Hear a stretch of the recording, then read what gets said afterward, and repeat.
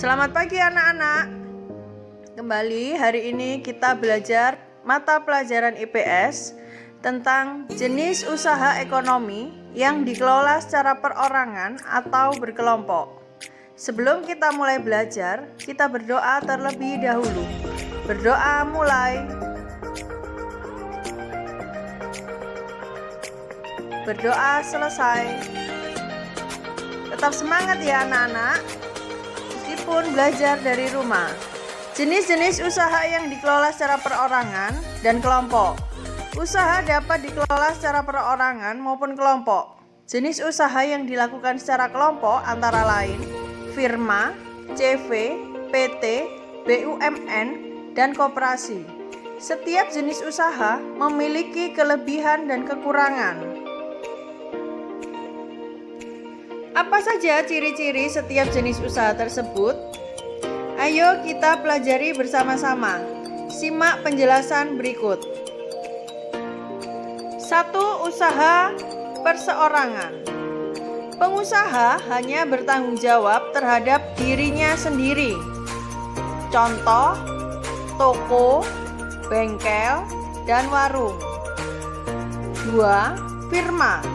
Didirikan oleh paling sedikit 2 orang. Risiko kerugian ditanggung bersama. Bengkel adalah contoh usaha perseorangan.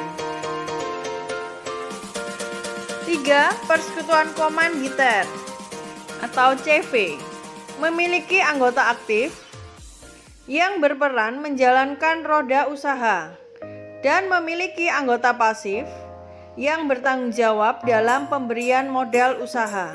Contoh, CV Rian Motor, CV Kayu Jatiluhur. 4. Perseroan terbatas atau PT. Modalnya dihimpun dari beberapa orang dengan menjual saham. Pemilik saham memiliki kewenangan terhadap perusahaan dan berhak mendapatkan laba perusahaan. Contoh, PT Jaya Makmur. 5. Badan Usaha Milik Negara atau BUMN. BUMN bertanggung jawab atas kesejahteraan masyarakat Indonesia. Modal usahanya ditanggung oleh negara. Contoh, Perum Peruri dan PT KAI, Kereta Api Indonesia. 6. Koperasi. Usaha bersama berdasarkan asas kekeluargaan. Semua anggota wajib membayar simpanan pokok dan simpanan wajib. Contoh, Koperasi Unit Desa atau KUD. Nah, ini adalah contoh BUMN, PT KAI, Kereta Api Indonesia. Pengaruh kegiatan ekonomi terhadap kesejahteraan masyarakat. Kegiatan ekonomi di masyarakat meliputi kegiatan produksi, distribusi, dan konsumsi.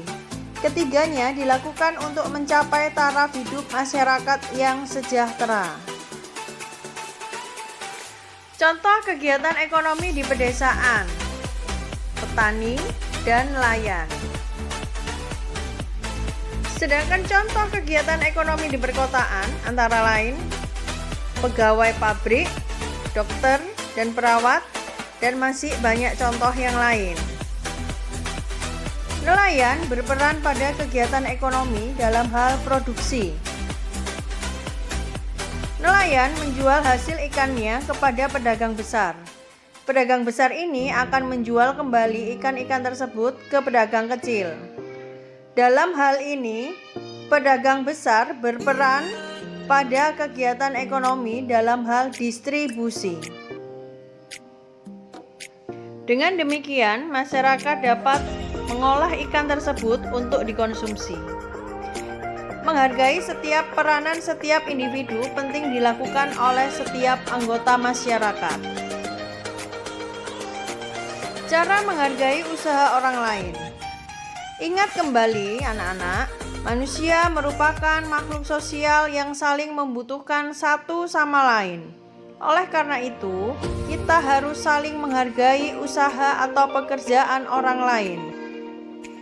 Sebagai makhluk sosial, kita membutuhkan orang lain untuk memenuhi kebutuhan sehari-hari yang tidak bisa kita hasilkan sendiri. Keterlibatan orang lain dalam kegiatan ekonomi dapat ditemukan pada tahap produksi, distribusi, dan konsumsi. Berikut adalah cara yang dapat dilakukan untuk menghargai usaha-usaha orang lain. 1. Tidak merendahkan usaha orang lain. 2. Tidak mengganggu usaha orang lain. 3. Tidak merasa iri terhadap keberhasilan usaha yang dicapai orang lain. 4. Bersaing dengan sehat jika kita memiliki usaha yang sama. 5. Ikut membantu usaha orang lain ketika kita telah sukses.